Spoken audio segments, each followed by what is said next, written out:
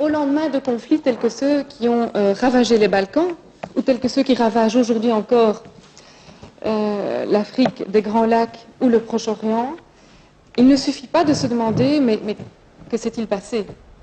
Il faut aussi, et je pense surtout se demander, mais que faire avec le passé? Des milliers de réfugiés serbes traversent alors la rivière Save pour fuir la Croatie et rejoindre le nord de la Russie. D'après les sources croates, 1000 Serbes auraient été tués dans cette attaque. Les églises orthodoxes... Alors, juste quelques précisions avant qu'on se lance dans l'aventure, vous dire d'où je parle. J'ai fait la philosophie, les sciences politiques, et je le dis pour ceci. En tant que philosophe, je pense qu'il est essentiel de prendre au sérieux les mots qu'on utilise, que on ou que l'interlocuteur utilise. Donc, qu'est-ce que les ambassadeurs, les hommes d'État, les gens qui travaillent dans les ONG, les victimes, quels sont les mots que ces gens utilisent?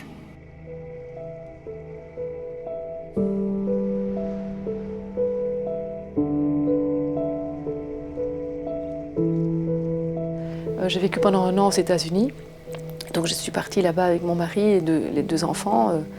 Et là, pendant Halloween, les quartiers sont vraiment très très fort décorés. Et nos enfants étaient terrorisés, parce qu'ils ne sont pas habitués à voir des fantômes partout, des images. Et ils me demandaient, mais maman, Charlotte me demande, est-ce que les fantômes, ça existe? Angoissée. Et là, c'était très amusant parce que je lui ai dit, est-ce que tu crois que ça existe, Charlotte? Elle me dit non. J'ai dit non. Et pendant que je lui ai fait le non, comme ça, très concentrée, je savais que 3 jours après, je prenais l'avion pour aller à Paris pour un discours, un colloque, une conférence à l'UNESCO. Et le titre de ma présentation, c'était « Les fantômes dans les relations internationales ». Et donc, il y avait cette sensation, non Charlotte, ne t'inquiète pas, les fantômes dans la rue ici, la rue du Québec à Washington, ça n'existe pas. Et Charlotte, si tu savais, comme les fantômes existent et combien ils ont parfois de l'influence, en tout cas dans des zones qui ont été tragiquement dévastées.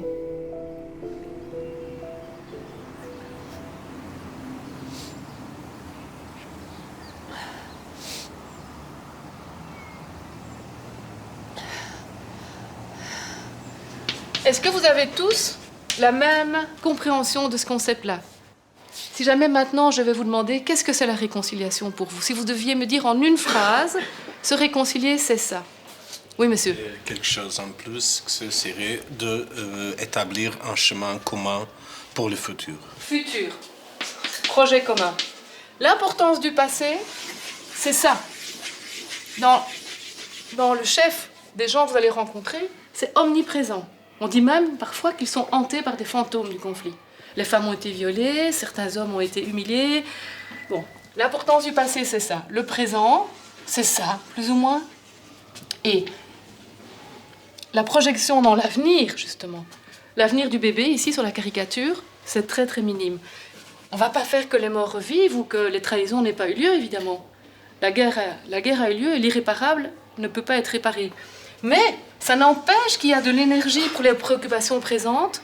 Je voudrais que mes enfants aient à l'école, je voudrais pouvoir avoir un job satisfaisant, je voudrais reconstruire la maison. Et que le bébé qu'on voit dans la caricature là ait un autre profil, un autre objectif dans la vie, un autre avenir possible que celui de venger son père. Parce que si votre objectif c'est de venger votre père, il n'y a pas beaucoup de possibilités pour que vous rayonnez vous-même par rapport à j'habite dans un quartier qui n'est pas très vert, donc je dois déjà quitter la maison et courir pas mal pour arriver jusqu'au premier parc. Et là, au fur et à mesure que je cours, je me sens de moins en moins concentrée, de plus en plus légère, comment dire, comme abandonnée.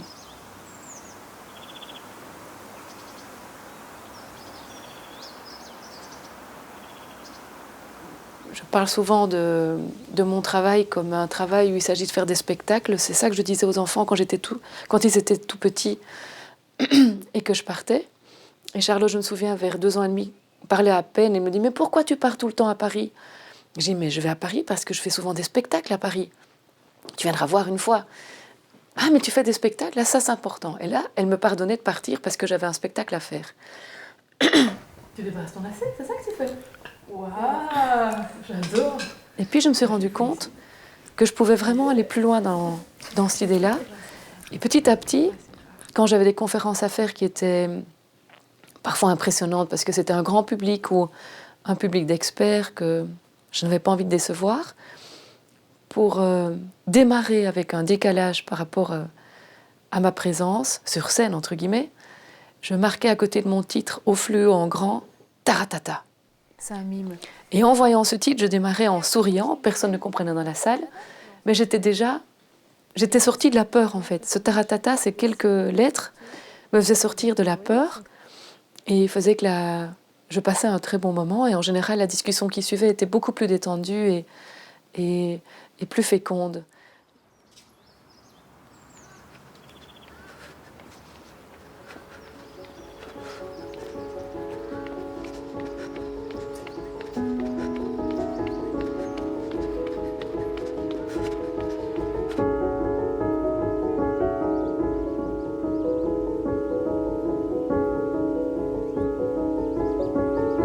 Nos enfants, ils ne savent pas que je pourrais être là tout le temps, je crois. Je ne vais pas leur dire tout de suite. Quand ils vont grandir, ils vont se rendre compte que j'aurais pu être là beaucoup plus souvent. Voilà, il sera temps que je leur explique pourquoi j'ai décidé que je partais.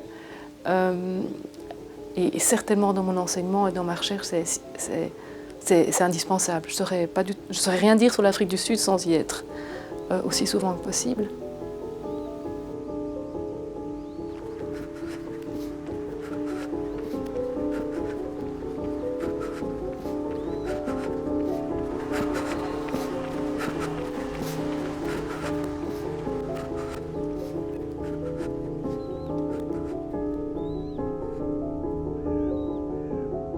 La question de fantômes dans ma vie personnelle, donc dans ma vie non pas de chercheur mais d'être, c'est sans doute une des questions les plus intrusives que vous pourriez poser. Alors évidemment, sinon je ne me serais pas posé la question pour les individus que j'interviewais ou que je rencontrais, je crois.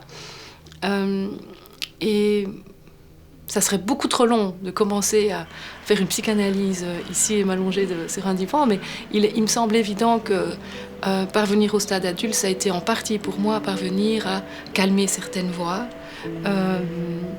ruser avec d'autres, entendre encore d'autres voix, et puis parvenir peut-être à la conclusion que, en tout cas en ce qui me concerne, je ne prétends pas du tout que ce soit une généralité, mais en ce qui me concerne, avoir la sensation que l'ensemble de mon être est comme une espèce d'immeuble à appartements, avec beaucoup d'appartements et beaucoup de lieux différents. Et dans ces lieux, des voix qui peuvent être des voix différentes et se dire, bon, l'objectif, c'est pas spécialement de chasser toutes ces voix, parce qu'il y en a certaines, à mon avis, qui sont extrêmement difficiles à calmer, je dirais, mais de se dire, mais comment je vis avec toutes ces voix? Comment cet immeuble peut coexister en vie et être un lieu agréable, ou en tout cas un lieu, oui, plein de vie, on va dire.